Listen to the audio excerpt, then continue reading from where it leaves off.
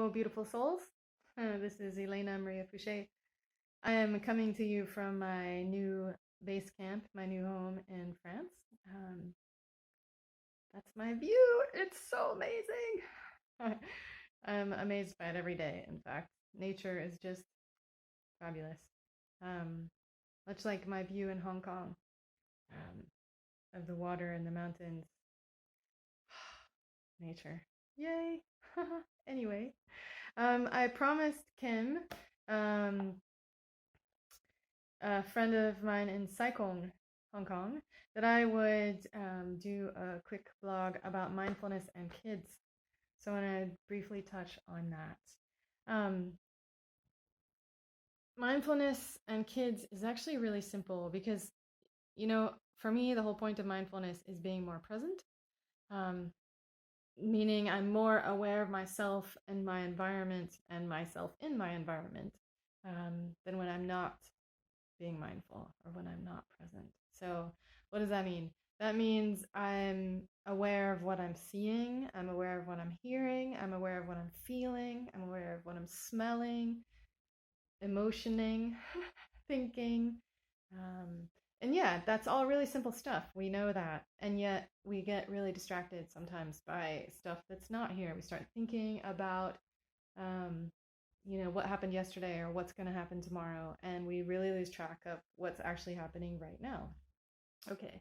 So if that is the point of mindfulness and being present, kids are actually much better at that than adults. They haven't had as much time practicing thinking about the past and the future as adults have. We just have done it longer, so it's a stronger habit for us. At kids, it's not as strong of a habit. And it's fun, actually, to really pay attention to what you can see, what you can hear, what you can smell, what you can taste, how you're feeling, and what you're thinking. Um, I would definitely start with sensations first. So, like what you can see and hear and smell and taste and touch. Those are much easier. We tend to get carried away by our emotions and our thoughts easier than by our sensations. And by carried away, I mean we start getting really cognitive and thinking about them and focused on those to the exclusion of what's happening around us. So, my suggestion to you, if you're working with kids, is to play with sensations, to get them noticing and talking to you or playing with you about, how many animals can you see right now? Can you see any animals? Are they alive? Are they in pictures? Um, how many different smells can you smell? How many different sounds can you hear?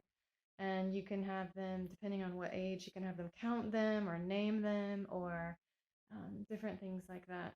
So, and how many textures can you feel? How many colors can you see? Make it a game. The point is that you're encouraging them to notice and you're making it important to notice what's actually happening here and now. Um, Instead of just talking about what happened at school today or what you want to do with your life in the future, you're actually talking about and having a conversation and creating as a part of your relationship this value of paying attention to what's happening right now, what we can see and smell and hear and taste. So do that at whatever level your child is at. You can, play with them. Hey, no, what's this? What does the air feel like on your skin? Does that feel nice? Does the sun feel good? Um, Blah, blah, blah. You can do that.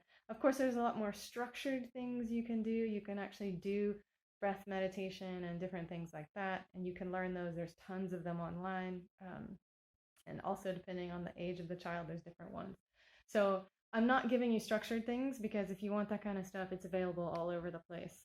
What I am saying, though, is you can do unstructured, fun stuff all the time by just talking about, you know, or engaging with the child with texture and color and sound and whatever kind of sensational things are happening around you.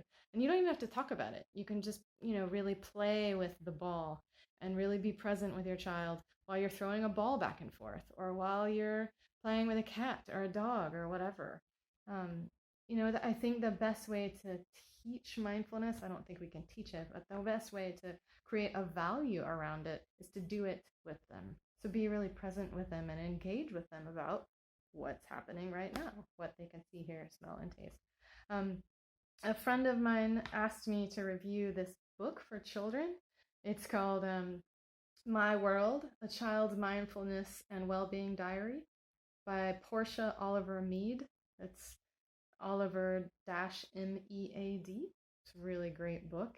Um, got a little bent in my luggage on the way here. I reviewed it and gave my comments, and I think it's a really great book. If you want to buy it for kids, basically, a weekly diary for kids to play with. And if your child is too small, you can use the things to play with your kid. And then when they get big enough to do it on their own, you can still help them and stuff like that.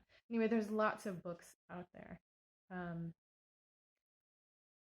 and really, I hope you don't feel like it's vague what I'm saying, but the thing is that we tend to turn mindfulness into this big, hairy deal. I need to sit for 10 minutes every day. How am I going to get my kid to sit for 5 minutes? She won't sit for 1 minute. Well, you don't need to.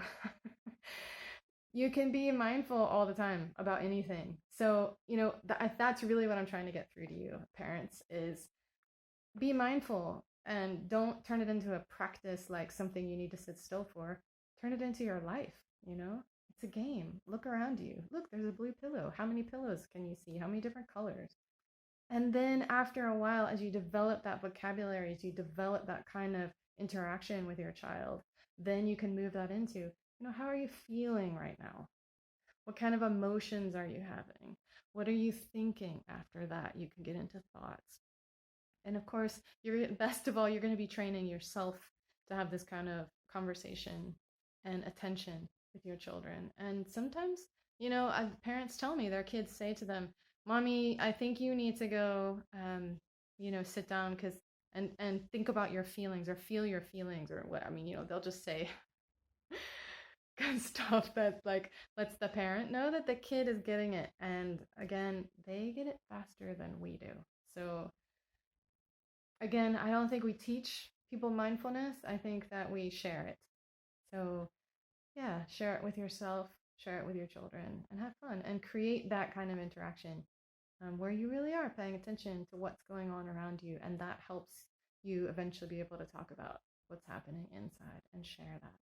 Because as you create that dialogue, it becomes a beautiful way to talk about what's happening. All right. I hope that long, rambly dialogue was helpful. That's my 2 cents. Take care and see you next time. Have a great day. Bye.